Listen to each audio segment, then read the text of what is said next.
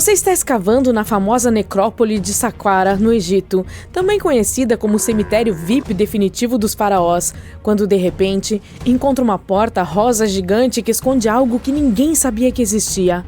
Atrás dessa porta de pedra gigante, que aliás não deveria se abrir, você vê uma tumba perdida da realeza egípcia. Muito bem, amantes da história, hora de apertar o cinto, pois os arqueólogos acabaram de fazer algo saído diretamente de um filme do Indiana Jones. Vamos viajar até Saqqara, um dos locais antigos mais misteriosos e cheios de tesouros do Egito. A estrela do show? Um príncipe do qual você provavelmente nunca ouviu falar, um Userefre, filho do rei Userkaf. Ninguém importante, mas o fundador da quinta dinastia do Egito. Nada demais, mas a maneira como a tumba dele foi descoberta... Tudo começou com uma porta enorme, feita de granito rosa, nada menos que isso.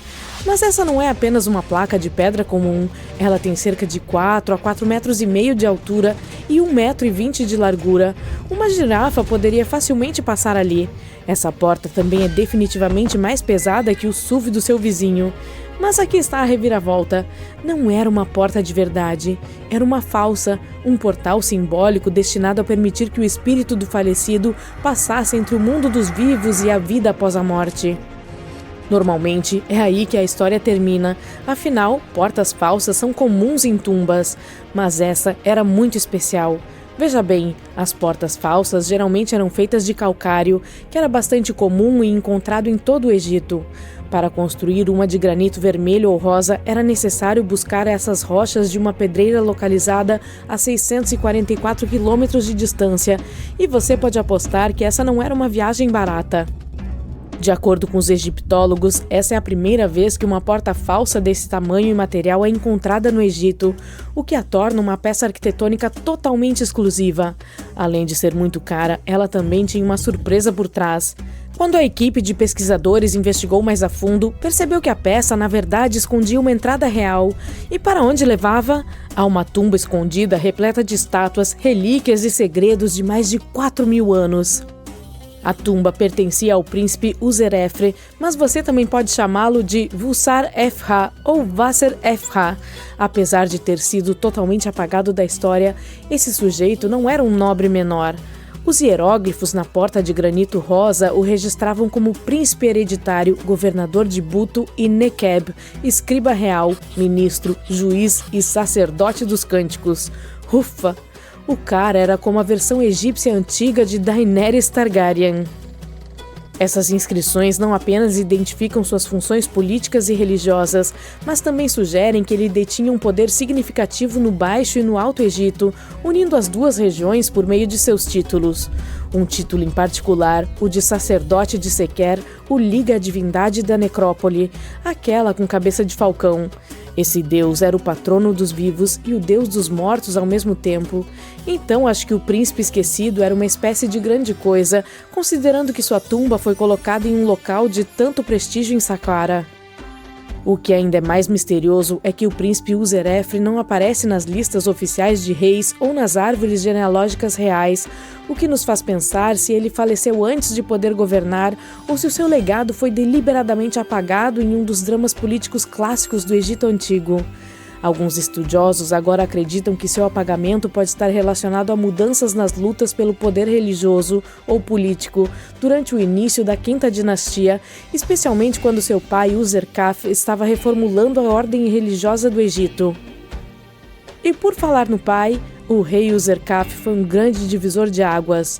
Ele não foi apenas o fundador da Quinta Dinastia, mas também deu início a uma revolução religiosa ao promover o deus do sol Ra em detrimento de divindades mais antigas. É isso mesmo, Userkaf construiu o primeiro templo do sol em Abusir, começando uma obsessão de toda a dinastia pela adoração solar.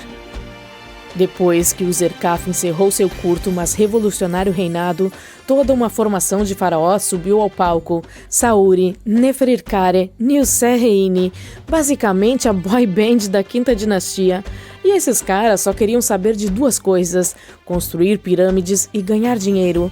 Eles não estavam apenas empilhando pedras, mas também expandindo a influência do Egito, abrindo rotas comerciais para terras distantes e enfeitando seus templos como se não fosse dar conta de ninguém. De volta à tumba, as coisas ficaram ainda mais legais. Havia uma bela mesa de oferendas de granito vermelho coberta com inscrições detalhando alimentos rituais, como um cardápio eterno para a vida após a morte, pois eles acreditavam que o falecido poderia magicamente comer essas coisas. Fato curioso, eram os sacerdotes funerários e suas famílias que realmente aproveitavam a comida. Enganando os espíritos. Havia também cacos de cerâmica, amuletos e paredes pintadas, mas o que realmente chamava a atenção eram as estátuas. E é exatamente aí que as coisas ficam estranhas, em um bom sentido.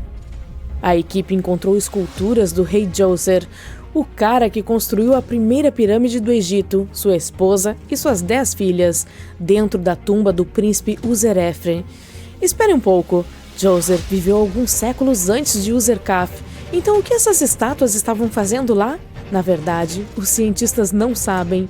Elas foram construídas durante o reinado do próprio rei Djoser e provavelmente pertenciam à primeira pirâmide construída. Os especialistas acreditam que provavelmente foram realocadas durante a 26ª dinastia, milhares de anos depois de Djoser, talvez para protegê-las da destruição, ou talvez porque ainda eram veneradas. Basicamente, os antigos egípcios eram colecionadores, mas com classe.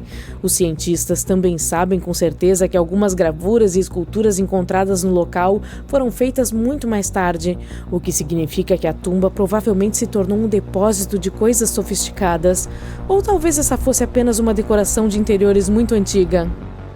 De qualquer forma, isso não foi tudo. Havia outra entrada de granito rosa no lado leste da tumba, com inscrições que remetiam ao rei Neferirkare, outro faraó da 5ª dinastia que também tentou construir sua própria pirâmide, mas não conseguiu. E perto dessa segunda entrada, os arqueólogos encontraram algo nunca visto antes em Saqqara. Um conjunto de 13 estátuas de granito rosa, todas sentadas em fila em um banco de espaldar alto, como se estivessem esperando no DMV da vida após a morte. Algumas tinham cabeças elevadas, provavelmente representando as esposas do príncipe, enquanto outras não tinham cabeça. Uma escultura de granito preta foi achada de cabeça para baixo, talvez tenha caído em algum momento durante os longos e silenciosos séculos subterrâneos da tumba. De acordo com os arqueólogos, o posicionamento e o formato das cabeças sugerem que essas estátuas seguiam uma hierarquia social rígida, com as figuras centrais provavelmente representando indivíduos de status mais elevado, enquanto as sem cabeça podem indicar um trabalho inacabado ou vandalismo posterior. E por falar em esculturas de granito preto, outra foi encontrada orgulhosamente dentro da tumba.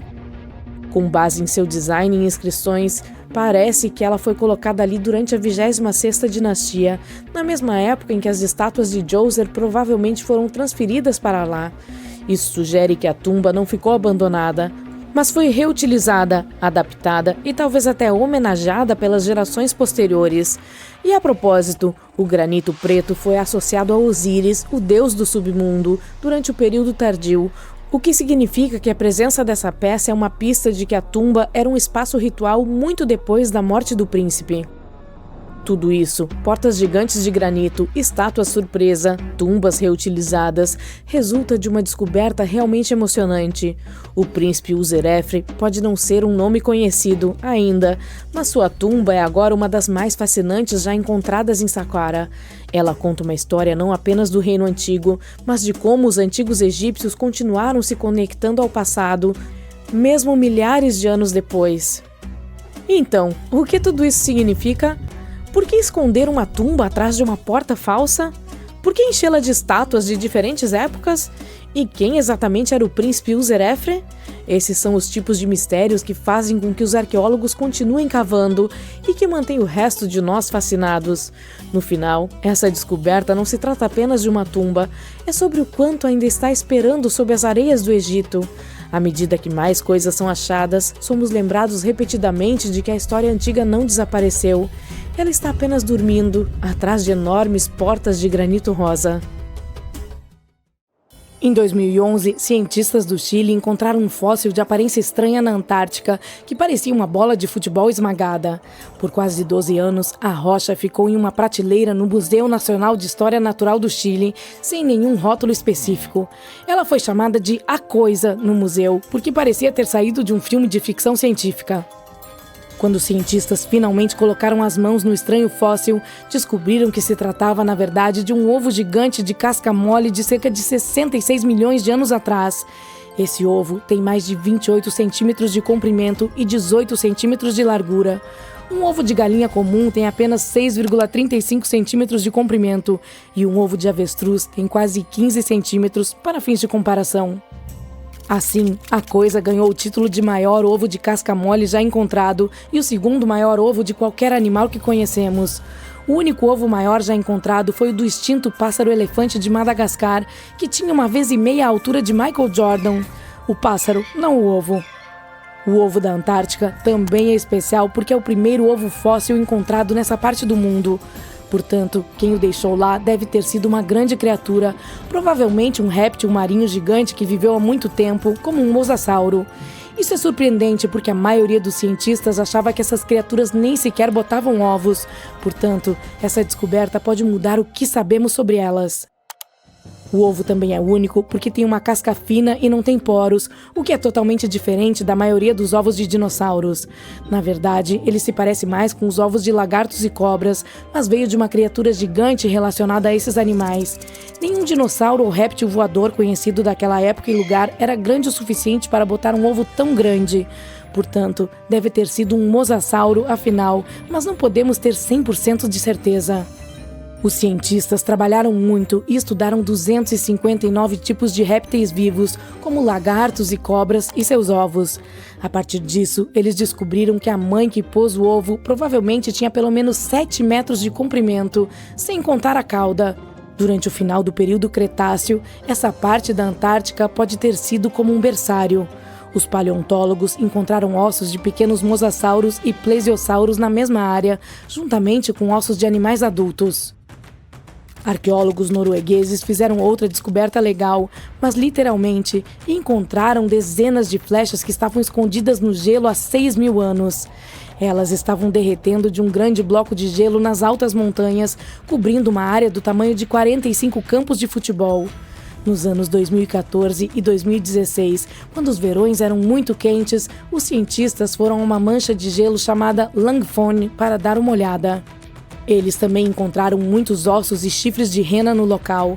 Algumas das flechas estavam inteiras e outras em pedaços, juntamente com 5 pontas de flechas ao redor da área de gelo derretido.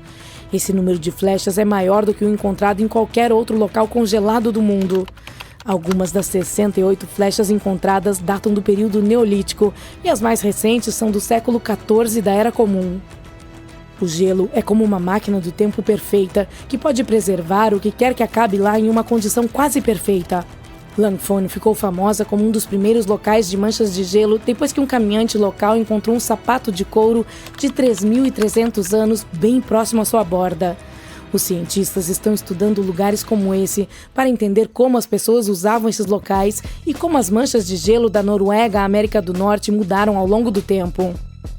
Era uma vez, há cerca de 32.000 anos, para ser exata, um esquilo que enterrou algumas sementes perto de um rio na Sibéria. Será que sou o único que está sentindo vibrações da Era do Gelo? De qualquer forma, essas sementes pertenciam a uma planta com lindas flores brancas. Milhares de anos depois, um grupo de cientistas encontrou essas sementes enterradas profundamente no solo congelado, tão abaixo quanto a altura de um prédio de 12 andares. As sementes estavam cercadas por gelo e ossos de animais como mamutes, bisões e rinocerontes lanudos. As sementes maduras haviam sido danificadas, talvez pelo esquilo, mas algumas das sementes mais jovens ainda tinham partes boas de plantas dentro delas. Os cientistas as retiraram cuidadosamente e as colocaram em pequenos recipientes para ajudá-las a crescer. E aqui vem a parte mais legal. Eles conseguiram cultivar as plantas. Suas flores tinham um formato um pouco diferente das flores da mesma planta que cresce hoje. Depois de um ano, a planta da era glacial até criou novas sementes. Com base nisso, os cientistas sugeriram que o permafrost poderia ser um depósito de um pool genético antigo e que poderíamos encontrar espécies extintas lá e trazê-las de volta à vida. Os cientistas de um navio quebra-gelo na Antártica estavam procurando baleias, mas encontraram algo muito mais incomum. A câmera atrás do navio, que é tão pesada quanto um carro, detectou 60 milhões de ninhos de peixes-gelo no fundo do mar de Weddell. Os ninhos estavam localizados a cada 25 centímetros em todas as direções e cobriam uma área de 240 quilômetros quadrados, que é um pouco maior do que toda a cidade de Washington, D.C. A colônia tinha até uma borda distinta, que era uma linha na areia. Os cientistas estavam na área porque estavam estudando um ponto especial no oceano, onde a água era um pouco mais quente do que a água ao redor. Nessa água mais quente, eles encontraram pequenos animais chamados zooplâncton perto do topo. Quando os jovens peixes-gelo eclodem, eles nadam até essa área para comer o zooplâncton antes de voltar para o fundo do mar para crescer e ter seus próprios filhotes. Como havia muito alimento, fazia sentido ver peixes-gelo nessa água quente. Mas eles não esperavam encontrar um número tão grande de ninhos de peixes-gelo, muito mais do que qualquer um já havia visto antes. O Antarctic Heritage Trust da Nova Zelândia encontrou alguns negativos de fotos antigas em uma cabana na Antártica. Eles revelaram ser imagens exclusivas da Ross Sea Party. Essa foi uma famosa expedição fracassada liderada por Ernest Shackleton. Ele queria ser a primeira pessoa a cruzar a Antártica por terra, do Mar de Weddell ao Mar de Ross, passando pelo Polo Sul. Mas as coisas deram errado quando o navio deles, o Aurora, foi lançado ao mar. Eles tiveram que usar a cabana de outro explorador, o capitão Robert Falcon Scott. Seu objetivo era ser a primeira pessoa a chegar ao Polo Sul, mas infelizmente ele também não conseguiu. Os negativos eram feitos de nitrato de celulose e foram encontrados presos em uma pequena caixa. O fundo levou os negativos de volta para a Nova Zelândia, onde os separou cuidadosamente e descobriu 22 imagens ocultas. Muitas das fotos estavam danificadas, mas o fundo ainda conseguia reconhecer alguns lugares familiares ao redor de McMurdo Sound, uma área bem conhecida na Antártica. Ninguém sabe ao certo quem tirou as fotos. Em dezembro de 2021, alguns cientistas notaram uma estranha marca na plataforma de gelo Larsen, uma gigantesca camada de gelo na costa leste da Antártica. Eles pensaram que poderia ser um rio correndo sob o gelo, então perfuraram mais de 487 metros para verificar. Eles esperavam encontrar água, mas não esperavam ver que a água estava cheia de pequenas criaturas que se moviam rapidamente, chamadas anfípodes. Os cientistas também descobriram que a água do rio subterrâneo tinha camadas incomuns de correntes que se moviam em diferentes direções, o que eles ainda não entendem completamente. Outra coisa surpreendente aconteceu durante a pesquisa. No dia 20 de dezembro do mesmo ano, um vulcão entrou em erupção em Tonga e as ondas de pressão da erupção foram detectadas no rio gelado da Antártica. Isso mostra como tudo em nosso planeta está conectado, mesmo nos lugares mais distantes.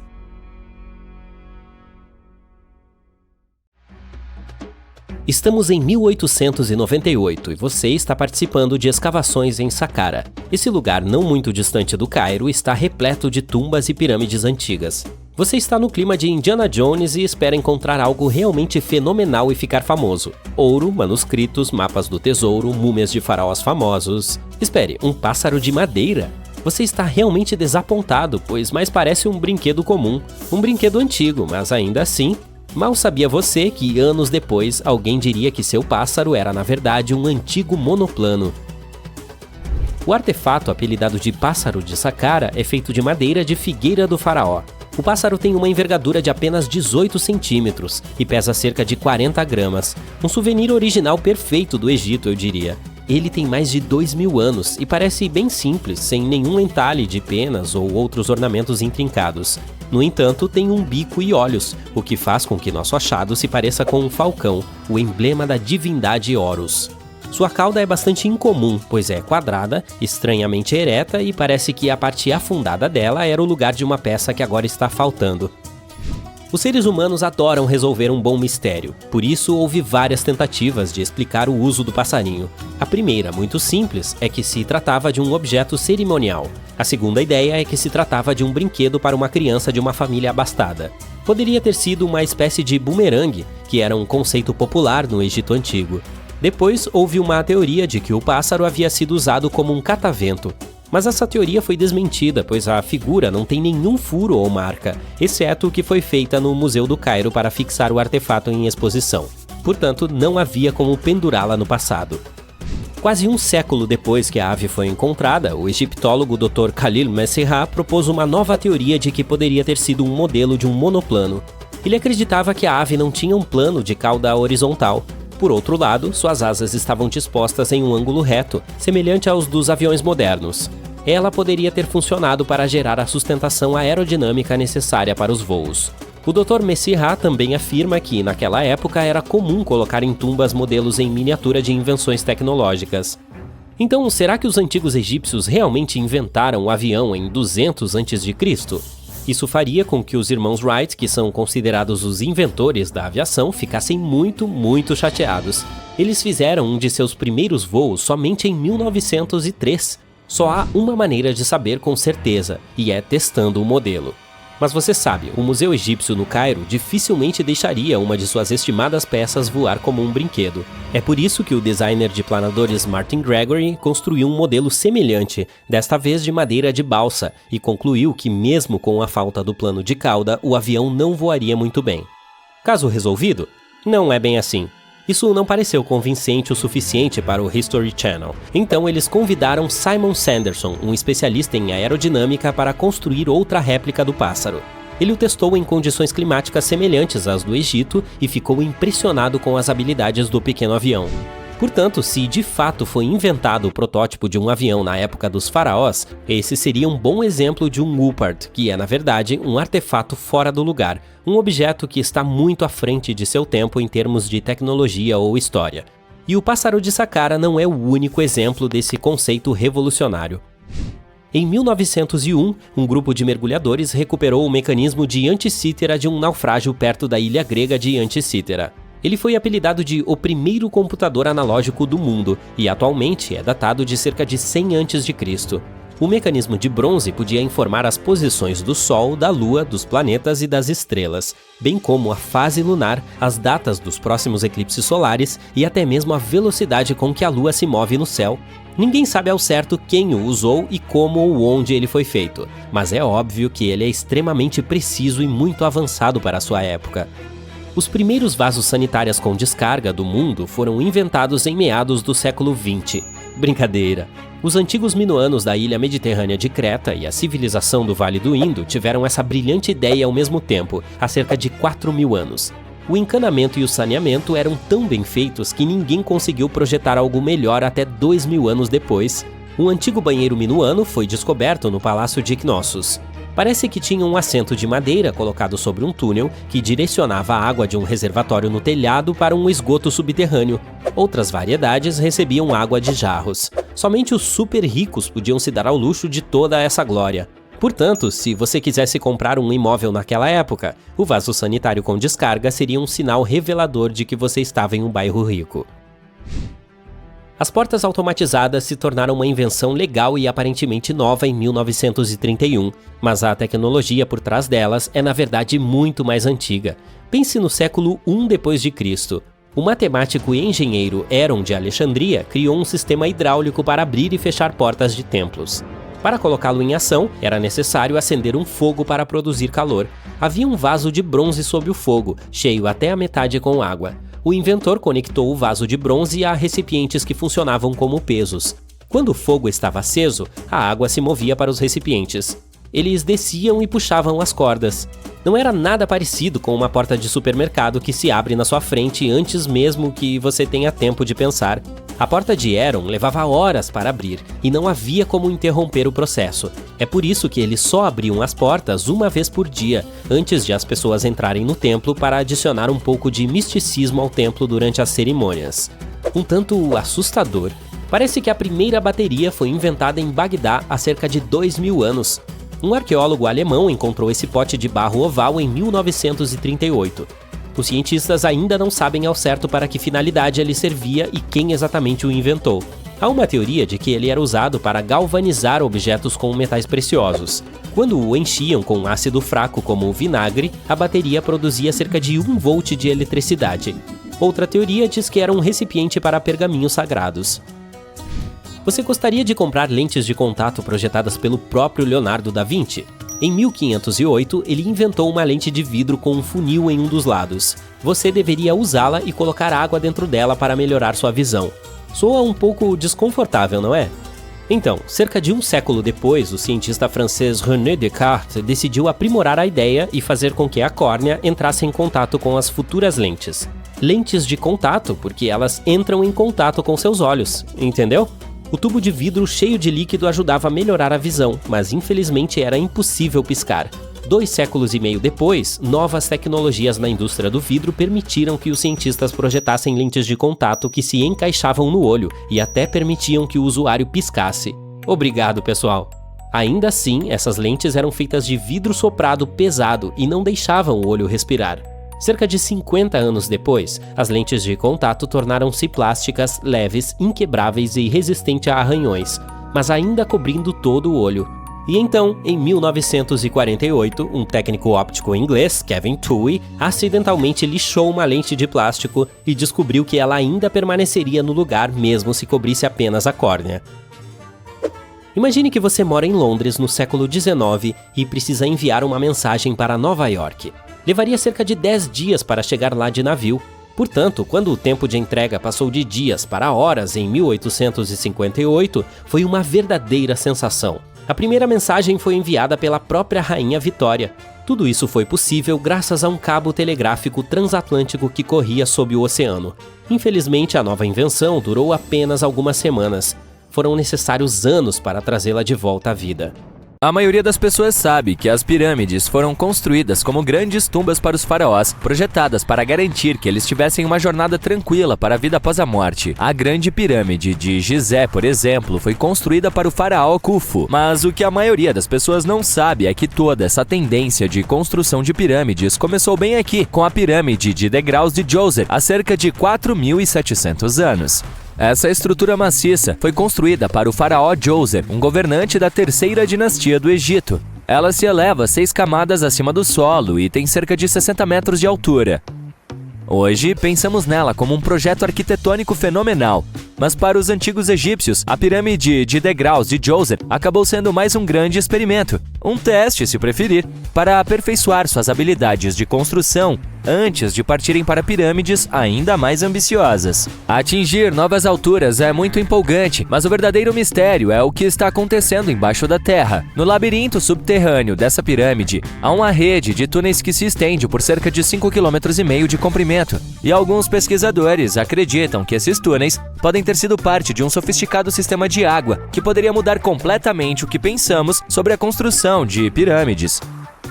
Vamos falar sobre esse enorme complexo localizado em Saqqara. Ao redor da pirâmide, há o que é conhecido como Fosso Seco, uma vala contínua com até 50 metros de largura e quase 3 quilômetros de comprimento. Ela forma uma espécie de retângulo ao redor da pirâmide. Essa vala tem uma profundidade média de cerca de 20 metros. Agora, se você somasse toda a terra e a rocha que foram escavadas para criar esse fosso, ele teria cerca de 10 vezes o volume da própria pirâmide de degraus. Durante muito tempo, as pessoas simplesmente presumiram que essa trincheira não passava de uma enorme pedreira, um local onde se escavava pedra e argila para construir a pirâmide de degraus. Faz sentido, certo? Mas quando você olha mais de perto, não faz sentido. A trincheira é muito estreita e profunda para ser prática para a mineração, e seu layout não corresponde a nada do que sabemos sobre os métodos de extração dos antigos egípcios. Além disso, algumas seções da trincheira são, na verdade, cobertas por um teto rochoso, o que tornaria quase impossível usá-la como pedreira. Outra teoria sugere que o Fosso Seco tinha algum tipo de significado espiritual. Talvez fosse um lugar sagrado onde as almas dos nobres se reuniam para servir o falecido rei na vida após a morte. Há até nichos nas paredes que sugerem essa função espiritual, mas a maioria dos pesquisadores acredita que esse propósito provavelmente se desenvolveu muito mais tarde, muito depois de o complexo ter sido construído para Djoser. Então, para que o fosso foi realmente projetado? Em 2020, um pesquisador teve uma ideia bastante intrigante. É possível que essa trincheira tenha sido projetada para coletar e gerenciar a água, especialmente após chuvas fortes. Isso faz sentido quando se considera a localização. O fosso fica em uma área que poderia facilmente ter sido inundada pela água de escoamento das planícies próximas. Isso também poderia explicar por que a trincheira não foi usada para novas sepulturas até muito mais tarde, quando o clima se tornou mais seco e menos propenso a inundações. A história se torna ainda mais intrigante. pois essa trincheira parece fazer parte de um sistema hidráulico maior e mais complexo dentro do complexo de Djoser. É como se a trincheira tivesse vários compartimentos, cuidadosamente esculpidos na rocha e conectados por túneis. Esses compartimentos provavelmente serviam como parte de um sistema de tratamento de água, no qual a água fluía de um compartimento para o outro, ficando mais limpa à medida que avançava. Agora, é aqui que as coisas começam a se relacionar com a pirâmide em si. O complexo de Djoser tem uma série de poços subterrâneos e alguns pesquisadores acham que a água da fossa profunda do fosso pode ter sido usada para alimentar um sistema de elevação hidráulica, e esse elevador gigante movido a água poderia ter sido usado para levantar as pesadas pedras necessárias para construir a pirâmide. Funcionava como um vulcão, mas em vez de lava, a água fazia o trabalho pesado. Imagine um grande e profundo buraco no chão, no centro do local da pirâmide. Dentro desse buraco, havia uma enorme plataforma de madeira, semelhante a uma balsa gigante que podia se mover para cima e para baixo. Quando os trabalhadores queriam levantar uma pedra pesada, eles enchiam o buraco com água. Quando o nível da água subia, a plataforma de madeira começava a flutuar para cima, carregando a pedra com ela, quase como um elevador gigante movido a água. Quando a pedra atingia a altura certa, os trabalhadores a deslizavam da plataforma para a pirâmide. A ideia é que a água da Deep Trench, depois de ser limpa e filtrada, fluiria para esses poços. Um flutuador maciço, possivelmente feito de madeira, subia à medida que a água enchia o poço, levantando as pedras até o local onde elas eram necessárias para a construção. Uma vez que a pedra estivesse no lugar, a água era liberada, baixando a plataforma de volta para o fundo, pronta para levantar a próxima pedra. Esse sofisticado sistema de elevação hidráulica poderia ter sido um divisor de águas, tornando todo o processo de construção muito mais rápido e eficiente, sem o uso de muita mão de obra. É como se os antigos egípcios já estivessem adotando a ideia de trabalhar de forma mais inteligente, não mais difícil. Mas é claro, nem todos concordam com essa teoria. Alguns especialistas argumentam que a área onde a pirâmide escalonada de Djoser foi construída não poderia ter retido água suficiente de chuvas ocasionais para manter um sistema hidráulico tão sofisticado. A principal teoria sugere que, no passado, poderia ter havido algum tipo de lago nas proximidades que se enchia após um período de chuva, e esse lago poderia ter fornecido água para o sistema hidráulico do complexo. Mas não há menção a esse lago em nenhum dos escritos egípcios antigos. Portanto, essa pode ser mais uma situação de e se do que uma realidade. E ainda a questão do trabalho árduo em si. Lembra quando eu disse que esse método poderia ter permitido que os antigos construtores levantassem pedras com muito menos esforço? Bem, isso pode não ser totalmente verdade. De acordo com alguns especialistas, apenas a construção desse dispositivo hidráulico teria exigido muito mais trabalho pesado do que simplesmente mover os blocos de pedra, usando a boa e velha mão de obra. E não vamos esquecer que a pirâmide de degraus de Djoser é como uma pirâmide bebê em comparação com as que vieram depois.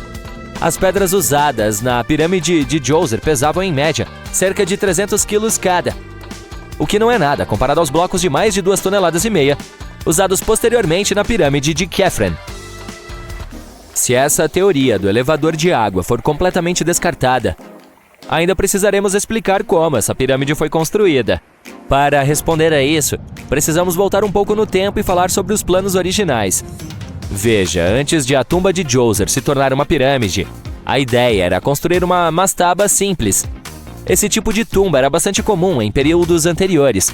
Uma estrutura retangular com teto plano e lados inclinados. Mas depois que a mastaba original foi concluída, eles decidiram expandi-la um pouco, acrescentando mais camadas no topo. Em seguida, acrescentaram ainda mais camadas até que a construção chegasse a 6 degraus distintos, cada um menor que o anterior. E provavelmente fizeram tudo isso levantando as pesadas pedras usando rampas e não um elevador movido a água. Ainda há muito que não sabemos sobre a pirâmide escalonada de Djoser. Definitivamente, são necessárias mais pesquisas para entender completamente como esse sistema funcionava, ou se ele existiu de fato. Mas a ideia de usar água para ajudar a construir a pirâmide acrescenta uma camada totalmente nova à nossa compreensão da engenharia egípcia antiga. É um poderoso lembrete de como aqueles construtores eram inteligentes e engenhosos, usando a paisagem natural e o poder da água para criar um dos monumentos mais icônicos da história. Você está perdido nas profundezas da selva na península de Yucatán, no México. Há ruídos estranhos ao seu redor e, para piorar, o sol está se pondo. Em breve você estará sozinho no meio de uma floresta tropical desconhecida. Acho que foi uma péssima ideia ir procurar o Eldorado sozinho, não foi? Você continua andando o mais rápido que pode, quando de repente, espere! O que é isso que está vendo? Parecem grandes escadarias feitas de pedra. Isso definitivamente não parece natural, então você tira uma foto. Talvez não tenha encontrado ouro, mas pode ter achado algo relevante. Parabéns! Você descobriu Ocontún, uma cidade maia há muito perdida. Escondida a 60 quilômetros na selva, o nome se traduz literalmente como coluna de pedra. A rocha provavelmente estava em alta na época, então esses homens usaram muito dela para construir suas pirâmides, casas e até quadras de futebol. Se você já pensou que os europeus inventaram os jogos de bola, pense duas vezes. Os maias adoravam fazer isso para fins recreativos. Ocontún faz parte de uma série de outras cidades dessa civilização há muito perdidas que estão sendo descobertas com a ajuda de novas tecnologias atualmente. Falaremos mais sobre as outras em um instante. Talvez a maior surpresa dela seja o fato de ter sido cercada por áreas úmidas, razão pela qual foi construída em terreno elevado. Ela era monumental, cobrindo uma área de mais de 50 hectares.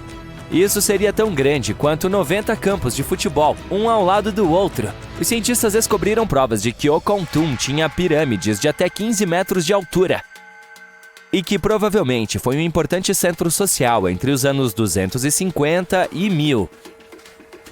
Isso é definitivamente um divisor de águas, mas as cidades maias perdidas começaram a ser desenterradas no século XIX. As tecnologias modernas, como as imagens LiDAR, ajudam os arqueólogos a enxergar através das densas copas das florestas. Isso significa que não é preciso correr o risco de se perder na selva tropical, como você fez no início deste vídeo. O LiDAR funciona como uma espécie de raio-x. Ele envia feixes de laser que podem detectar qualquer sinal de ruínas ou construções antigas.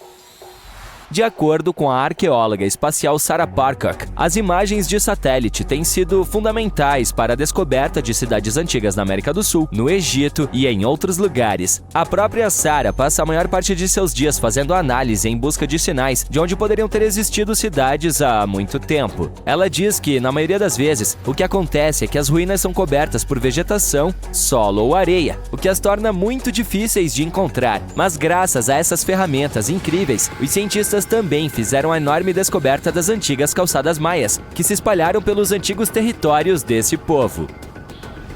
Quero dizer, dê uma olhada nessas estradas. Você esperaria ver ruínas como essas em lugares como Portugal, Inglaterra ou Estados Unidos. Estou falando de vias de 40 metros de largura, pintadas de branco para ajudar os viajantes a se deslocar durante a noite. Recentemente, os cientistas descobriram uma rede de caminhos como esses, com cerca de 175 quilômetros de extensão, e eles acreditam que datam de antes das primeiras estradas maias registradas que conhecemos até agora. Essas vias, que às vezes passavam por cima de terrenos pantanosos e podiam ser até elevadas, estão sendo chamadas de as primeiras superestradas do mundo. Mesmo que não haja registro de veículos movidos a animais, acredita-se que os maias os usavam para viajar por uma rede de possíveis 964 assentamentos. Eles eram construídos como uma enorme teia de aranha, e pelo que os arqueólogos descobriram, esse massivo sistema de caminhos funcionava para conectar um grande sistema de interações econômicas e sociais entre as cidades dessa civilização. Isso desmente completamente a ideia tradicional de que o período pré-clássico maia, que remonta a 2000 anos antes de Cristo, era formado por pequenos assentamentos tribais. Imagine a mão de obra e a capacidade de engenharia necessárias para construir algo próximo a essas rodovias brancas. Os cientistas acreditam que foram construídas praticamente da mesma forma que os maias fizeram suas pirâmides, com uma mistura de lama e pedra de pedreira. E usando várias camadas de calcário para torná-las brancas. Isso é muito legal, certo? Mas vamos nos distanciar um pouco para obter algum contexto. Os maias foram um dos maiores povos pré-colombianos a viver nas Américas. Até agora, os especialistas acreditavam que, em seu auge, ocupavam mais de 40 cidades, com uma população de milhões de pessoas. E isso é muita gente! Essa civilização se estendeu pela península de Yucatán, no México, Guatemala e Belize, e sobreviveu principalmente da agricultura. O fato é que a península de Yucatán era um lugar extremamente difícil para o cultivo. Assim, os maias tiveram de desenvolver um complexo sistema de irrigação na maioria de suas cidades. Eles construíram uma série de edifícios cerimoniais, pirâmides e praças. E se foram grandes construtores de pirâmides, também desenvolveram um sistema astronômico avançado. Com a tecnologia antiga de que dispunham, conseguiam prever a localização exata de planetas como Vênus e Marte, bem como as datas exatas dos eclipses. Se você nunca viu exemplos de cidades maias antigas, esta é Tikal. Localizada no coração da selva guatemalteca, acredita-se que tenha sido a capital do antigo estado de conquista maia. Em seu auge, sua importância era comparável à de cidades como Londres ou Nova York no mundo atual. Ela é composta por uma série de monumentos complexos. A Acrópole Norte é um dos locais com as obras mais antigas de Tikal, construída exclusivamente por mãos humanas por volta de 350 a.C., serviu como lugar de descanso de reis e chefes. Seus monumentos têm até 60 metros de altura. Antigamente, os templos em forma de pirâmide eram pintados de um belo vermelho. Os maias adoravam essa cor. Hoje, é claro, você verá apenas o calcário. Depois, a Chichén Itzá, com uma das pirâmides mais bem preservadas do mundo até hoje. Localizada no estado mexicano de Yucatán, essa cidade tem mais de 1.500 anos. Em seu auge, abrigava 35 mil pessoas. O local cobre 10 km² de terra. O destaque é El Castillo, um enorme templo em forma de degrau que se ergue 25 metros acima do solo. Sua característica mais peculiar é que ele tem 91 degraus em cada um de seus 4 lados, incluindo a plataforma superior, que tem 365 degraus, o mesmo número de dias que o ano solar. Você pode ver que essas pessoas eram muito importantes, não é? É por isso que ninguém consegue realmente entender o que aconteceu com elas. Há uma grande falta de evidências sobre o declínio desse império todo-poderoso. Qual poderia ter sido a causa de sua morte? Teria sido uma seca? Uma nova pesquisa, em 2017, trouxe algumas novas descobertas. Usando dados de um sítio em Ceibal, localizado a sudoeste de Tikal, os cientistas analisaram dados de radiocarbono, de cerâmicas e escavações arqueológicas para extrair novas informações sobre o inesperado fim dessa grande civilização. As informações mostram que, em vez de um colapso repentino, os maias provavelmente caíram em ondas de instabilidade social e crises políticas. Acredita-se que esses eventos tenham deteriorado os centros das cidades e começaram a causar a dispersão da população. No entanto, é difícil identificar as causas exatas. Mas ei, descobertas recentes estão lançando uma grande luz sobre o passado da humanidade, não apenas sobre o Império Maia, mas também em outras civilizações há muito perdidas da América do Sul. Uma grande descoberta recente no Brasil foi feita usando tecnologia de imagens de satélite e também está chocando os cientistas. Alguns registros próximos ao rio Xingu, também na Amazônia, sugerem que cidades de milhões de pessoas podem ter existido dentro da selva, muito antes da existência da nossa civilização moderna. Se isso não choca você, não sei o que choca. Imagens de satélite também detectaram uma rede de trincheiras que datam dos anos 200 e 1200 na floresta amazônica boliviana. Essas provas sugerem assentamentos que poderiam ter suportado cerca de 60 mil pessoas bem no meio da floresta amazônica. Quando pesquisadores da Universidade da Flórida foram ao local para verificar as informações de satélite, ficaram chocados ao encontrar vários montes acompanhados de valas e geoglifos. Os arqueólogos também acharam vestígios de paredes cuidadosamente projetadas, centralizadas em torno de praças muito parecidas com o tipo de construção feita pelos antigos maias. O Lago Michigan é um dos maiores e mais misteriosos lagos de água doce dos Estados Unidos. E agora, em suas profundezas, os cientistas se depararam com algo inexplicável.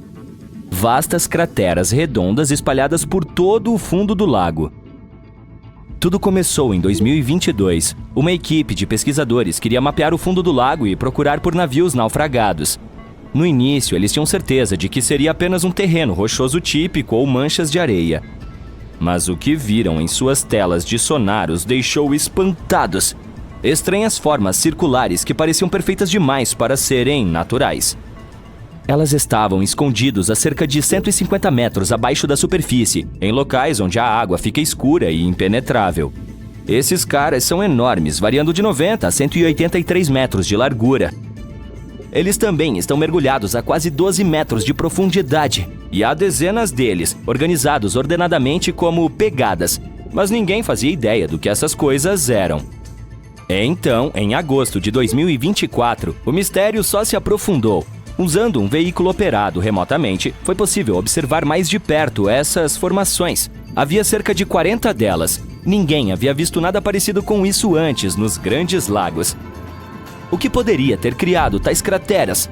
Elas poderiam ser antigas, talvez remanescentes de algum evento geológico perdido no tempo? Se for esse o caso, é estranho o tempo que esses buracos provavelmente ficaram parados ali, sem serem perturbados. Diversas teorias começaram a surgir. Uma possibilidade era que eles poderiam ser sumidouros ou dolinas. Basicamente, são buracos que aparecem repentinamente no solo quando a camada superficial entra em colapso. A rocha abaixo da superfície, geralmente feita de calcário, é dissolvida lentamente pela água ao longo do tempo, criando vazios no subsolo.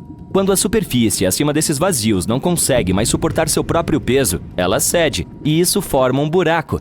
Pense nisso como quando você enfia um canudo no lacre de uma bebida. Os sumidouros podem ser pequenas depressões ou enormes, chegando a extensões de até 610 metros. Eles podem ocorrer gradualmente ou de uma só vez. Às vezes, podem engolir carros inteiros ou até mesmo edifícios. E o Lago Michigan está situado em um leito rochoso de calcário. Ele sofre erosão com muita facilidade quando a água passa por ele. Já foram encontrados sumidouros como esses no Lago Huron e eles são bastante parecidos. Mas há alguns buracos na trama sem trocadilhos com essa teoria. Por exemplo, é incrível como todos eles são tão grandes. Também é estranho e muito raro que os sumidouros ocorram em um leito de lago. Eles também se assemelham a um padrão reto, parecem se estender geralmente em direção ao sul, formando uma linha solta, o que é bastante estranho. Se forem sumidouros, definitivamente não estão seguindo as regras geológicas usuais. No entanto, pode ser que haja algum processo novo e incomum em ação sob a superfície do lago que ainda não descobrimos. Mas há outra teoria: glaciares. Os glaciares são rios de gelo selvagens. Eles cobriam grande parte da Terra durante a última era glacial e são incrivelmente poderosos. Embora possam se mover lentamente, às vezes apenas alguns centímetros por dia, têm um peso tão grande que podem remodelar paisagens inteiras ao longo de milhares de anos. Os glaciares podem triturar e escavar a terra abaixo deles. São basicamente como escavadeiras colossais. Seu peso, combinado com um movimento lento, mas constante, tritura tudo que está abaixo deles. Rochas, solo, até mesmo o leito rochoso, o que pode criar sulcos profundos na superfície da Terra, chamados de calhas glaciais. Durante a Idade do Gelo, havia muitos glaciares em todo o norte dos Estados Unidos, inclusive na região dos Grandes Lagos. Se eles se tiverem se deslocado pelo que hoje é o Lago Michigan, poderiam ter criado esses buracos profundos. Os glaciares geralmente se movem em um caminho bastante reto. À medida que se movem, provocam a erosão do terreno, mas a erosão resultante varia de acordo com o terreno. Às vezes, há lugares onde o leito rochoso é mais macio ou fraturado, e esses lugares são mais facilmente esculpidos e esmagados pelos glaciares. Isso poderia explicar por que alguns buracos podem ser maiores e mais profundos do que outros, já que a rocha mais dura é menos afetada. Mas geralmente isso leva a depressões arredondadas em forma de meia-lua, conhecidas como marcas de vibração. Essas marcas são mais parecidas com sulcos do que com grandes crateras circulares, como as do Lago Michigan.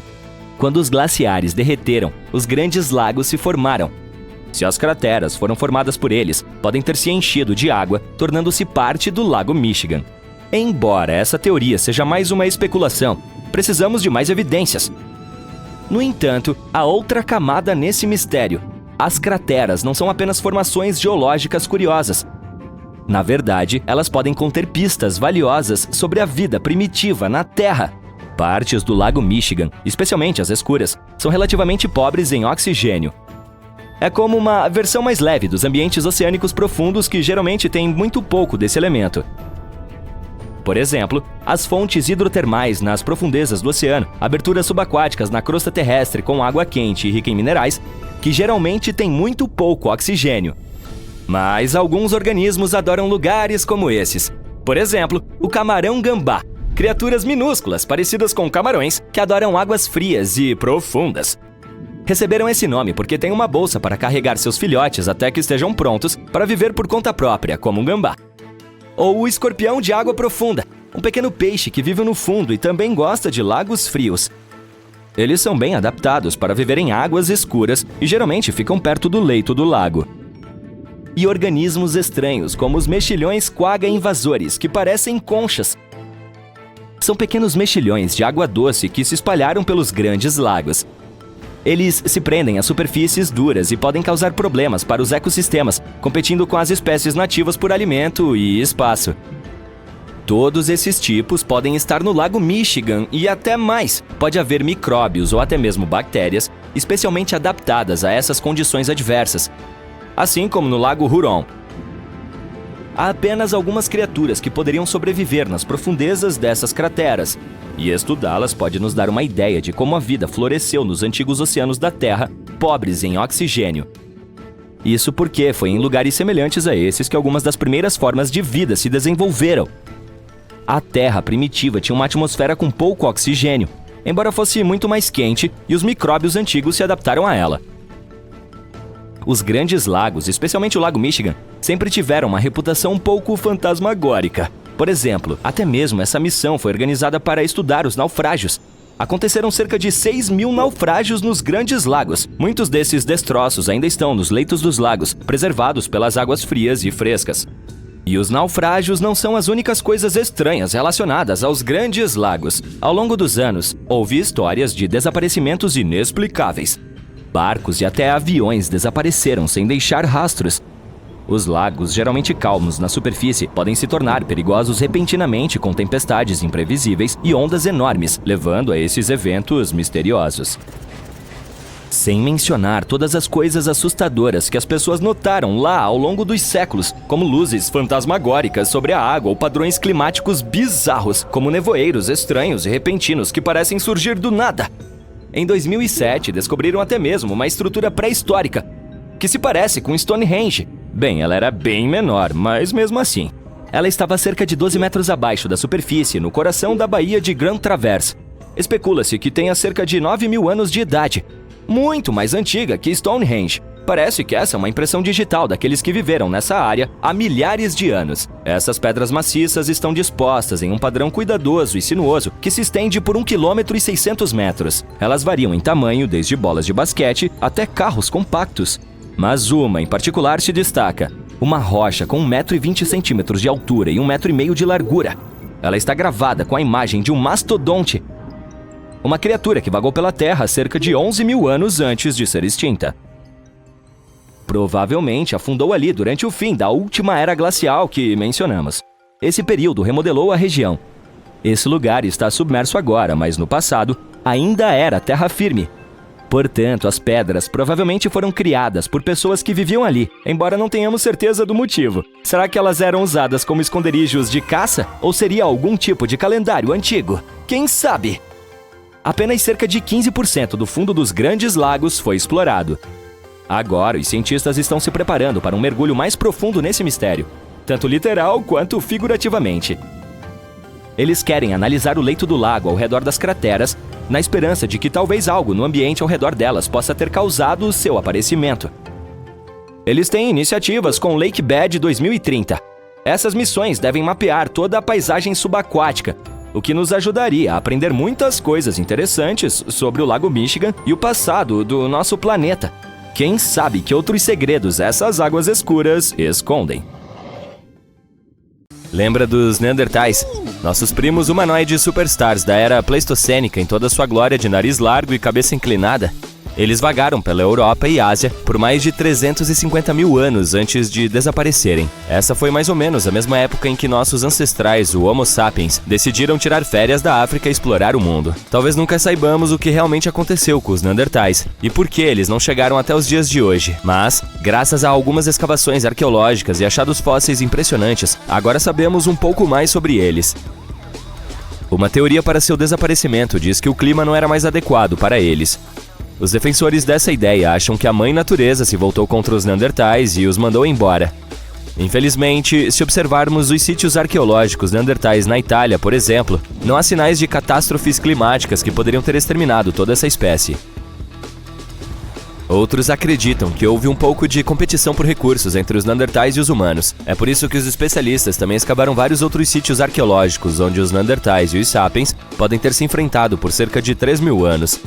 Nesse caso, parece que os neandertais estavam um pouco atrasados com suas ferramentas. Sua tecnologia era como a dos telefones flip na era do VR. Mas quem sabe se essas duas espécies chegaram a se cruzar nessa região específica? As evidências ainda são confusas. A forma como foram extintos não é a única informação sobre a qual estamos curiosos quando se trata dos neandertais. Outros cientistas, por exemplo, estão tentando decodificar alguns dos códigos de barras moleculares do Neandertal para identificar suas características específicas, algumas das quais você pode compartilhar, acredite ou não. É claro que a espécie Neandertal, como em todo, foi de fato extinta, mas isso não quer dizer que restos de seu DNA não possam ser encontrados em humanos. Você sabe como as coisas acontecem quando as pessoas vivem perto umas das outras. Alguma mistura genética estava fadada a acontecer. A evidência? Uma pitada de DNA de Neandertal que foi encontrada em pessoas modernas. É aqui que a trama se complica. Os cientistas pensaram que, como os Neandertais nunca viveram na África, seu DNA não seria encontrado nas populações africanas modernas. Bem, acontece que os africanos também têm cerca de 0,5% de DNA de Neandertal. Isso não significa que nossos parentes neandertais simplesmente se teletransportaram pelos territórios africanos sem deixar nenhum rastro. O que essa descoberta realmente implica é que os primeiros humanos podem ter visitado a Europa, misturando seu material genético com o dos neandertais e depois retornado à África. Isso é muita migração! Como foi que encontramos esse DNA de Neandertal nos dias de hoje? Você pode se perguntar. Bem, os cientistas reuniram milhares de pessoas de todo o mundo. Os participantes vieram de lugares como o leste da Ásia, Europa, sul da Ásia, América e África. As porcentagens podem variar, é claro, mas cerca de 20% do bom e velho DNA de Neandertal ainda é encontrado em nós, pessoas modernas. É claro que o cidadão comum carrega apenas cerca de 2% do homem das cavernas. Se você é de determinados lugares ou famílias que têm um pouco mais de Neandertal em sua sopa de genes, você está olhando para 3% no máximo. Há algo em especial que compartilhamos com nossos primos humanoides de longa data. Acontece que nossos ancestrais neandertais nos presentearam com mais do que apenas sua companhia por alguns milhares de anos. Eles também transmitiram o incrível legado de seus narizes. Veja bem, os neandertais eram equipados com alguns farejadores de grande porte. Eles não eram apenas estéticos, mas também eram uma grande vantagem em climas frios, o tipo de frio que faz pingar gelo e ranger os dentes, no qual sua respiração pode congelar antes de sair dos lábios. Naqueles dias, os narizes dos neandertais funcionavam como aquecedores pessoais, aquecendo e umidificando o ar frio e seco que inalavam. Para esse tipo de clima extremo, esses impressionantes arranha-céus nasais se mostraram bastante úteis. Quando nossos ancestrais do Homo sapiens decidiram deixar as savanas ensolaradas da África para um local de congelamento na Eurásia, eles se depararam com os neandertais. Esse encontro resultou não apenas em uma troca de gentilezas, mas também em uma troca de genes que codificavam narizes maiores. Essa pepita genética recém-descoberta foi descoberta por cientistas que se aprofundaram no DNA de mais de 6.000 voluntários. Para concluir o estudo, esses cientistas compararam meticulosamente esses dados genéticos com fotos dos rostos dos voluntários. Eles mediram as distâncias entre vários pontos em cada rosto, como a altura da ponte do nariz dos voluntários. Em seguida, jogaram um jogo de localizar o marcador genético para identificar se determinados traços faciais estavam ligados a genes específicos. Ao final dessa emocionante perseguição, eles tiraram a sorte grande. 33 novas áreas brilhantes do genoma estavam ligadas a características faciais. Um gene de destaque, chamado ATF3, foi rastreado até nossos ancestrais neandertais e parece ser o maestro do controle da altura do nariz. Os participantes com ascendência nativo-americana tinham uma herança neandertal nesse gene, o que contribui para seus narizes mais altos. Pense no gene ATF3 como um presente de boas-vindas do Neandertal para nós, humanos, quando chegamos a climas mais frios vindos da África.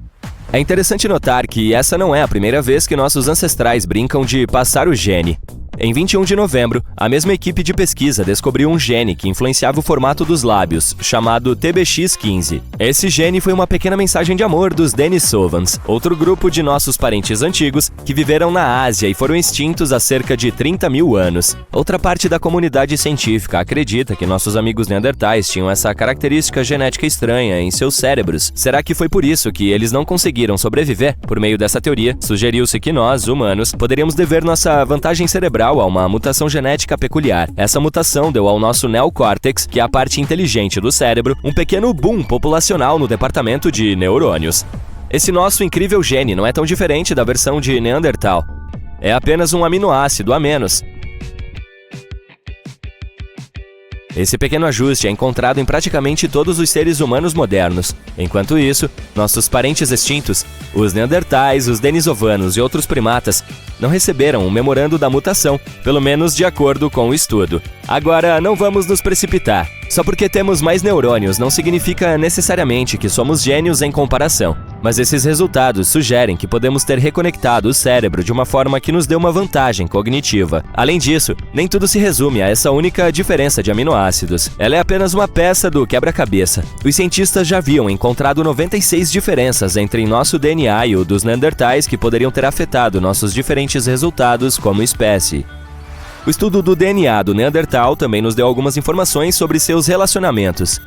De fato, agora temos evidências sólidas de como era uma família Neandertal, e, surpreendentemente, ela não é muito diferente da nossa. Para esse estudo, os pesquisadores reuniram informações de um sítio arqueológico Neandertal localizado na Ásia. Eles descobriram que uma família em particular incluía um pai Neandertal apaixonado, sua filha adolescente e um jovem vigoroso que possivelmente era seu sobrinho ou primo. Parte do grupo também incluía uma parente mais velha, talvez uma tia ou avó. Agora, nossa jovem donzela acabaria fazendo as malas, daria um adeus choroso e deixaria a casa de seu pai quando encontrasse o homem certo. Mas não se preocupe, ela não estava entrando em um mundo de estranhos. Sua nova comunidade provavelmente tinha alguns rostos familiares e amigáveis. Mas como os cientistas conseguiram prever o final dessa história? Ao pesquisar seu pool genético, os pesquisadores conseguiram descobrir que a estrutura social do Neandertal era patrilocal. Isso significa que a maioria das mulheres neandertais deixava suas casas ao escolher um parceiro e começava uma nova vida com outra família. A mesma pesquisa mostra que nossos clãs que habitavam as cavernas provavelmente também não viviam isolados. As famílias que moravam nas proximidades visitavam as mesmas áreas de amostragem de rochas para fabricar suas ferramentas de pedra.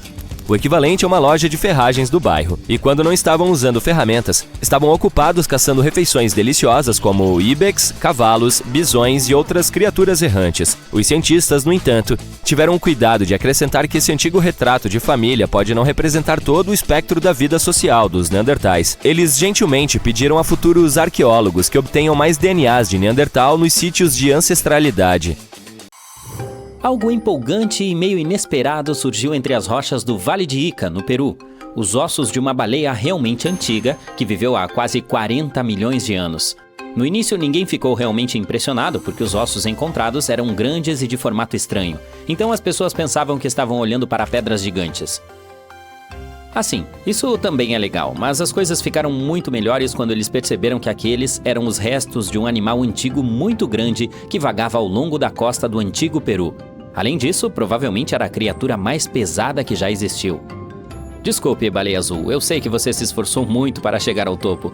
O comprimento de mais de 30 metros e o peso de mais de 200 toneladas lhe deram o status de maior animal do nosso planeta.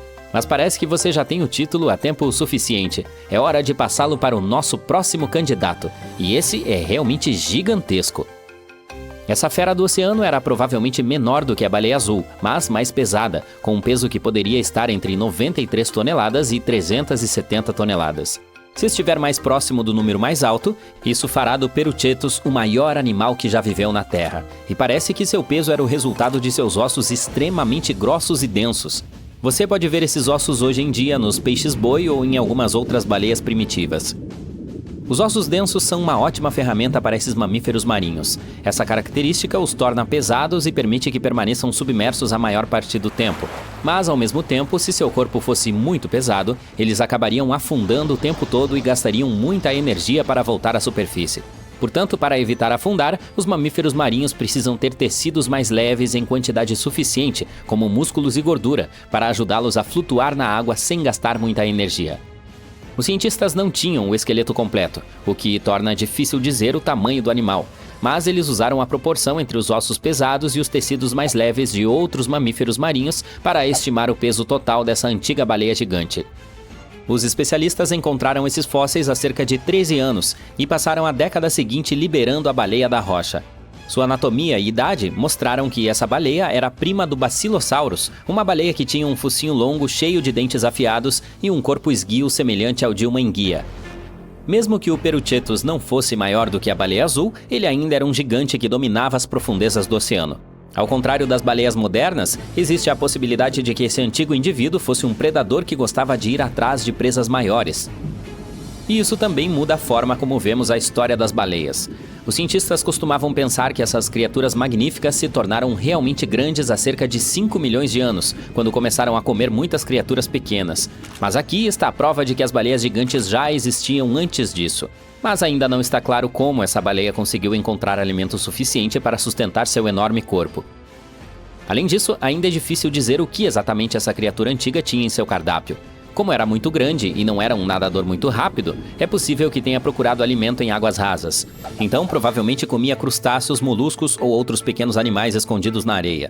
Uma teoria diz que ele era um necrófago, o que basicamente significa que ele comia os restos de tudo que aparecia em seu caminho. Não é tão incomum encontrar animais marinhos em desertos. De qualquer forma, muitas dessas regiões costumavam ser cobertas por água. O Saara, na África, é um exemplo perfeito. Há cerca de 50 a 100 milhões de anos, não era um deserto seco, mas um corpo de água salgada rasa chamado Trans-Saharan Seaway. A terra não é mais úmida ali, é claro, mas as pessoas que viviam naquela área sabiam disso porque costumavam encontrar conchas antigas no deserto. O mar tinha cerca de 50 metros de profundidade, o que parece suficiente para um bom mergulho. Alguns diriam que essa área parecia a Porto Rico moderno, com muito sol e águas rasas. As florestas de mangue eram comuns, bem como o fundo do mar coberto de moluscos, como caracóis e moluscos. O sedimento marinho que foi deixado para trás depois que o mar secou está cheio de fósseis diferentes, e os animais que viviam naquele antigo mundo subaquático não pareciam amigáveis. Além disso, eles eram muito maiores do que seus parentes dos tempos modernos, de modo que um ser humano de tamanho normal acabaria sendo um lanche e não uma refeição completa. Normalmente, quando os animais vivem em pequenas ilhas, eles podem se tornar muito maiores do que seus parentes do continente. Isso é algo que chamamos de gigantismo insular, e acontece porque há mais recursos ou menos predadores nas ilhas. Talvez a mesma coisa tenha acontecido no Trans-Saharan Seaway. Embora não fosse uma ilha de fato, a água se movia para dentro e para fora, o que criava pequenos bolsões de água. E as condições específicas nesses bolsões podem ter ajudado os animais a crescerem mais. Portanto, estamos falando de cobras marinhas gigantes, bagres e peixes que não existem mais hoje. Um deles tinha mandíbulas incrivelmente fortes, e o animal as usava para comer coisas duras e até mesmo esmagar conchas. Seus dentes mostram que eles eram predadores ferozes dos quais outros animais tinham todos os motivos para ter medo. Eles passaram por algumas mudanças no que diz respeito à dieta, semelhante à de alguns tipos de piranhas, e a competição para chegar ao topo da cadeia alimentar não era brincadeira. Não quando havia predadores tão grandes como tubarões, crocodilos e antigos parentes dos elefantes. O Saara passou por diferentes fases. Se você pudesse usar uma máquina do tempo e dar uma olhada no maior deserto quente da Terra, como ele era há cerca de 6.000 anos, não teria de enfrentar a areia e o calor. Você teria um passeio agradável por um lugar verde e bastante exuberante. No passado, as pessoas que viviam nessa área não deixaram desenhos nas paredes das cavernas que mostravam camelos, dunas de areia e escorpiões. Todas essas coisas que você veria no Saara de hoje. Em vez disso, eles desenhavam crocodilos. Essa é uma evidência adicional de que o Saara costumava ter muita água e plantas, o suficiente para sustentar esses animais grandes e assustadores. Há cerca de 3 bilhões de anos, a Terra pode ter sido coberta principalmente por água. Hoje ela ocupa cerca de 71% de sua superfície. Mas parece que nosso planeta costumava ser um gigantesco mundo oceânico, sem continentes, apenas algumas ilhas espalhadas. Os cientistas estudaram rochas especiais na Austrália Ocidental que se formaram em um local nas profundezas do oceano chamado de Sistema de Ventilação Hidrotermal. Para explicar isso melhor, é importante mencionar dois tipos comuns de oxigênio, O16 e O18. O O18 é mais pesado porque tem nêutrons extras. O O16 evapora da água com mais facilidade. E quando os pesquisadores estudaram um antigo fundo oceânico, encontraram muito O18, mais do que nos oceanos atuais. Dessa forma, eles perceberam que a Terra antiga tinha menos terra seca do que a Terra atual. A Austrália é um bom local para realizar esses estudos, porque há muito tempo também costumava ser um belo lugar com animais de grande porte e florestas tropicais exuberantes. Mas com o passar do tempo, a Terra ficou mais seca e a Austrália teve mais desertos formados, como o Grande Deserto de Victoria. As florestas tropicais permaneceram apenas nas bordas do continente. O que acontece com os desertos em todo o mundo é chamado de desertificação. É quando a terra que costumava ser boa para o cultivo se transforma em um deserto ou algo semelhante. Nosso planeta muda com o tempo, juntamente com seu clima, mas a desertificação também ocorre devido às atividades humanas, como mineração, agricultura e construção de cidades. E quando a Terra se transforma em um deserto, isso é um problema, porque ela não pode mais sustentar pessoas e animais. Os alimentos não crescem ali, não há água limpa suficiente e os animais perdem suas casas. Para ajudar a resolver esse problema, há um plano com o qual muitos países concordaram. Eles decidiram trabalhar com os agricultores para cuidar da terra, consertar áreas danificadas e gerenciar melhor a água. Em suma, para tornar nosso planeta um lugar melhor para a vida. Esse malandro tinha o tamanho de um husky e poderia se passar por um, exceto pelo fato de que não tinha pelo e era um predador de topo com dentes caninos extra longos semelhantes a lâminas. Encantador! Conheça o mais antigo animal conhecido como dentes de sabre que já existiu. Ele vagou pela Terra bem antes dos dinossauros. Os cientistas fizeram a descrição dessa criatura com base em seus fósseis encontrados na ilha espanhola de Maiorca, no mar Mediterrâneo. Há cerca de 200 milhões de anos, nenhum de nós existia naquela época. Surgiram os primeiros mamíferos verdadeiros que viveram ao lado dos dinossauros. Mas se traçarmos a árvore genealógica dos mamíferos ainda mais para trás, encontraremos um grupo antigo chamado Therapsids. Eles não se pareciam com os mamíferos que temos hoje, mas tinham algumas características importantes que acabariam ajudando a definir os mamíferos. Por exemplo, os Therapsídeos tinham aberturas especiais nas laterais de seus crânios para os músculos da mandíbula, e partes de seus ossos da mandíbula evoluiriam mais tarde para os pequenos ossos do ouvido médio que todos os mamíferos, inclusive você, têm hoje. Portanto, a nova descoberta é do que pode ser o mais antigo fóssil de terapsídeo conhecido. O fóssil, que ainda não tem um nome oficial de espécie, pertence a um grupo chamado Gorgonopsians. Esses animais estão mais intimamente relacionados aos mamíferos do que a qualquer outro animal vivo. Alguns deles eram tão pequenos quanto os gatos e outros eram tão grandes quanto os ursos polares. Os gorgonopsianos tinham algumas características muito parecidas com as dos mamíferos, como diferentes tipos de dentes para diferentes tarefas. Mas, diferentemente dos mamíferos, esses antigos predadores substituíam seus dentes, até mesmo os caninos gigantes semelhantes a sabres, várias vezes durante suas vidas. Isso seria muito útil. Até agora, os fósseis de gorgonopsianos mais antigos que conhecíamos tinham cerca de 265 milhões de anos. Mas esse novo fóssil é ainda mais antigo, datando de 270 a 280 milhões de anos. A descoberta foi super detalhada e completa, incluindo suas presas afiadas semelhantes a facas, partes da mandíbula, pedaços da coluna vertebral, costelas, ossos da cauda e dos dedos dos pés, além da maior parte de uma das pernas traseiras. Apesar de o crânio da criatura não estar completo, os cientistas acreditam que ele tinha cerca de 18 centímetros de comprimento, e o animal em si teria o tamanho aproximado de um cachorro médio grande, pesando entre 30 e 40 quilos. Mas fora isso, ele não se parecia muito com um cachorro. Embora tivesse algumas características semelhantes às do lagarto, chamá-lo de cão-lagarto é totalmente errado. Mamíferos e répteis compartilham um ancestral super antigo de cerca de 320 milhões de anos atrás, mas seus caminhos evolutivos se separaram há muito tempo. Quando a criatura recém-descoberta estava viva, a ilha de Maiorca ficava bem no meio do gigantesco supercontinente Pangaea. Naquela época, essa área passava por estações muito úmidas e muito secas. Os cientistas sempre se perguntaram se os principais momentos da história dos mamíferos aconteceram em lugares tropicais como esse, mas não tínhamos os fósseis certos para provar isso. Agora, com a descoberta do mais antigo gorgonopsiano conhecido em Maiorca, as peças que faltavam no quebra-cabeça estão se juntando. Parece que algumas etapas importantes na evolução dos mamíferos podem ter ocorrido em ambientes de baixa latitude que ainda não foram muito explorados. A chamada lacuna no registro fóssil pode ser apenas porque os paleontólogos não estavam procurando nos lugares certos. Nosso herói do dia não era o único cara legal que agitava o planeta antes da chegada dos dinossauros. Há mais de 500 milhões de anos, os predadores mais estranhos que já existiram dominavam os oceanos. O nome é um pouco complicado de pronunciar, por isso não vou pronunciar. Ok. É Anomalocaris, mas significa literalmente camarão incomum. Essa criatura não se parecia em nada com qualquer coisa viva hoje. Os cientistas acreditam que ela foi o primeiro predador de ponta verdadeiro, a orca de sua época. O Anomalocaris era enorme para sua época, pois crescia até 91 centímetros, desde seus braços afiados até as pontas das barbatanas da cauda. Por um tempo, todos pensaram que os trilobitas eram sua refeição preferida, mas novas pesquisas mostram que ele não era forte o suficiente para abrir a armadura dos trilobitas. Portanto, em vez disso, era um caçador ágil e veloz, com uma visão impressionante, e abocanhava animais de corpo mole que passavam em águas abertas.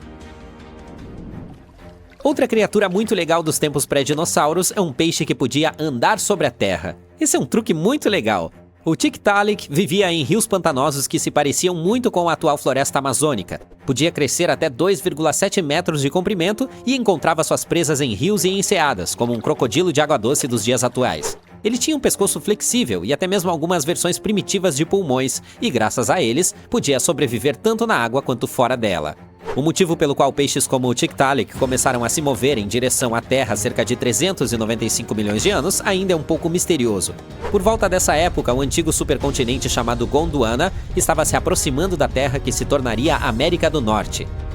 Esse movimento lento criou muitos habitats rasos e pantanosos, que eram lugares perfeitos para animais como os crocodilos se desenvolverem. Além disso, essas áreas ficavam próximas à linha do Equador, portanto eram quentes e tropicais. Mas não havia muito alimento esperando por eles em terra.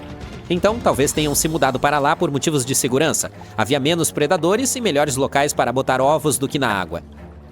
As criaturas se adaptaram primeiro a viver em águas abertas, depois em águas rasas, depois em pântanos e margens de rios, e somente após uma longa e lenta transição, elas finalmente se adaptaram totalmente à terra. Agora, aqui está um milípede do tamanho de um carro pequeno e pesando tanto quanto um carro grande. Essa beleza viveu há mais de 300 milhões de anos no que hoje é a Inglaterra. Naquela época, durante o período carbonífero, a atmosfera da Terra tinha muito mais oxigênio, mais de 26% em comparação com os 21% atuais.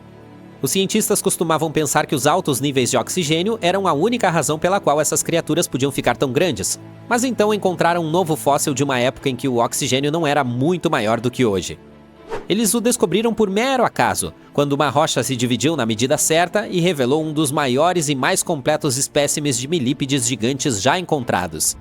Esse animal poderia ter vivido não apenas em áreas pantanosas, mas também em florestas abertas repletas de sementes saborosas, nozes e talvez até pequenos animais.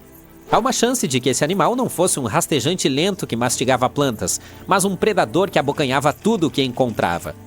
Depois de dominar a Terra por cerca de 45 milhões de anos, os milípedes gigantes acabaram desaparecendo. Provavelmente os répteis os expulsaram, abrindo caminho para a era dos dinossauros. Caso você já tenha se perguntado o que aconteceria se você cruzasse um urso polar com um gato dente de sabre, aqui está a resposta. Esse tipo dominou os ecossistemas do sul depois de migrar 11.265 quilômetros através do supercontinente Pangeia, há cerca de 252 milhões de anos. Tinha pele dura como a de um rinoceronte e caninos enormes, perfeitos para arrancar grandes pedaços de carne, além de ser um excelente corredor. Quando chegou ao seu novo lar, no que hoje é a África do Sul, ele substituiu um grupo inteiro de predadores locais. Mas sua glória não durou muito tempo, pois perto do final do período Permiano, erupções vulcânicas maciças fizeram com que os padrões climáticos mudassem, eliminando cerca de 90% de todas as espécies. E como os predadores de topo são geralmente grandes, de crescimento lento e não muito comuns, eles geralmente desaparecem entre os primeiros quando ocorrem eventos de extinção em massa, e foi assim que o nosso homem aqui foi extinto. Nossa última criatura do dia foi uma libélula que viveu há cerca de 300 milhões de anos e tinha uma envergadura de mais de 60 centímetros, 6 pernas longas e espinhosas e olhos enormes e esbugalhados. Meganeura. Esse gigante de 4 asas é provavelmente o maior inseto voador que já existiu e supera facilmente as libélulas atuais, que são seus parentes distantes. Como as libélulas modernas, a meganeura gostava de ficar em áreas abertas perto de lagoas e riachos de baixa velocidade. Mas, diferentemente das libélulas atuais, ela não estava apenas capturando pequenos insetos. Essa beleza era provavelmente o principal predador nesses espaços abertos. Ela usava os espinhos em suas pernas como uma armadilha voadora para capturar presas no ar, incluindo outros insetos voadores, pequenos anfíbios e até mesmo criaturas semelhantes a lagartos. Os cientistas encontraram os primeiros fósseis de meganeura em 1880, em rochas ricas em carvão na França. Os fósseis estavam incrivelmente bem preservados e mostravam os padrões detalhados de veias em suas asas. Os cientistas acreditam que o meganeura cresceu tanto porque não tinha muita concorrência de vertebrados. E o ar naquela época, durante o período carbonífero, tinha muito mais oxigênio do que hoje.